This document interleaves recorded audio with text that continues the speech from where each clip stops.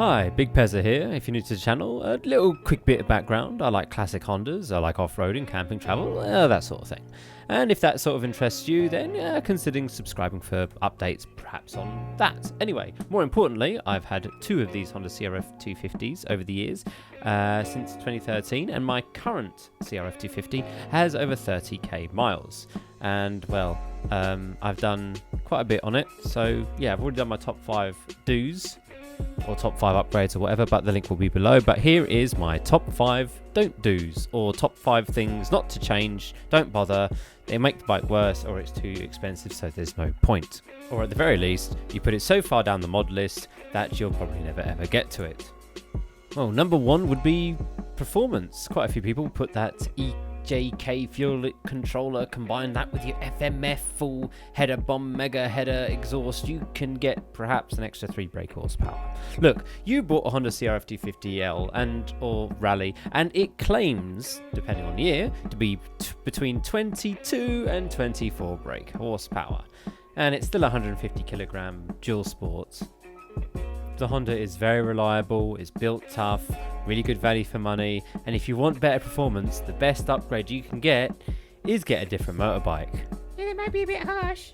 Yes, but I've had mine for years now, and I think that for 90% of the time, it's fine for me. The only real time where I have ever noticed that lack of power is on very fast trails or on the road, riding with other bikes, or going up hills. My BMW can fly up them. With my Honda, there's less power, it will get to the top, just not as fast.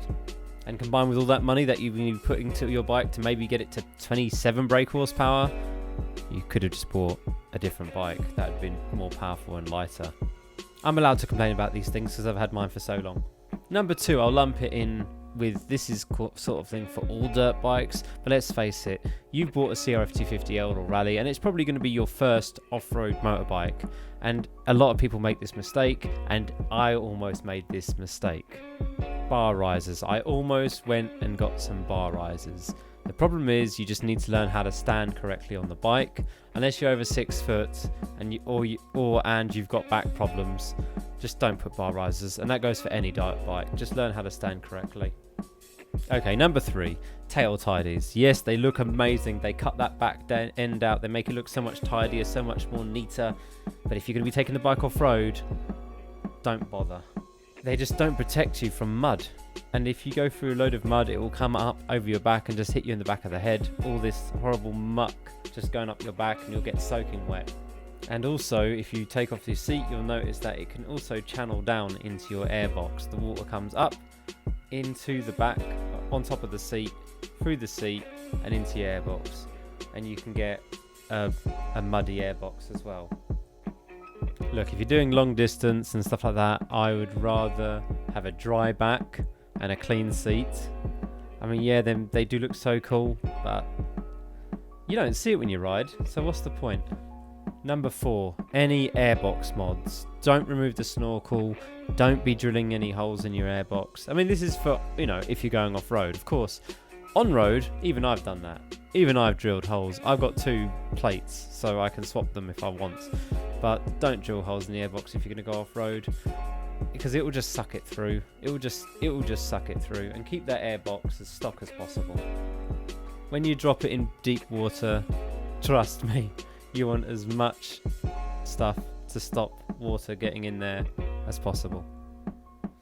That includes the K&N air filters and stuff like that, because yes, they're washable. Once you get water in there, and once they become wet or they become rotten with mud and all that, you can't really get rid of that, so you just have to end up replacing them anyway. And if I was able to crash my bike in deep water and the airbox filled with water, and that stock filter stopped most of it, like 90% of all the moisture did not get in, and it did not hydrolock, and I managed to ride home at the end of the day, hey, it's pretty good going.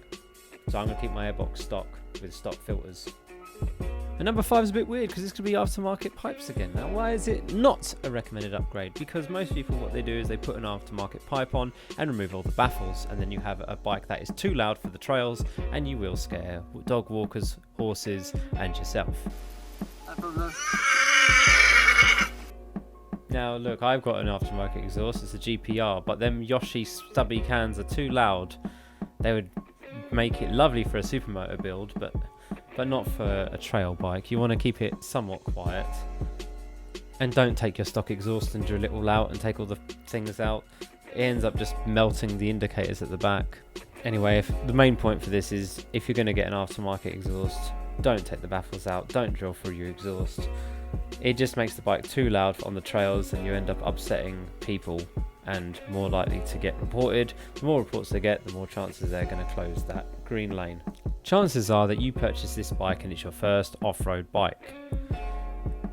And in a few years, couple years maybe, you'll be looking to, or a year and a half, you'll be looking to, I want a bigger, better, faster bike. If you were to sell your bike to get that bigger bike, you're not going to get anywhere near the money for it as you would perhaps hope. And so what's the point of spending all this money on a bike that you're probably not going to keep? So that's it. Yep, thanks for watching. If you're interested in anything that I've talked about in this video, then there's a playlist below, the CRF playlist that I've been putting together, and it continues as maintenance and videos like these continue, and I'll continue to add to that. Anyway, that's it. Thanks for watching. Ciao.